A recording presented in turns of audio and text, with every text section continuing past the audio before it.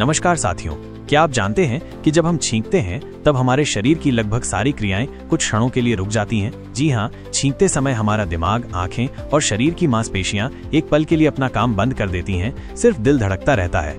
यह एक बहुत ही रोचक और अद्भुत प्रक्रिया है जो हमारे शरीर की जटिलता और बुद्धिमत्ता को दर्शाती है। यह दर्शाता है कि हमारे शरीर में हर क्रिया कितनी संतुलित और संवेदनशील तरीके से होती है। तो अगली बार जब आप छींकें तो इस चमत्कार को जरूर याद करें। धन्यवाद।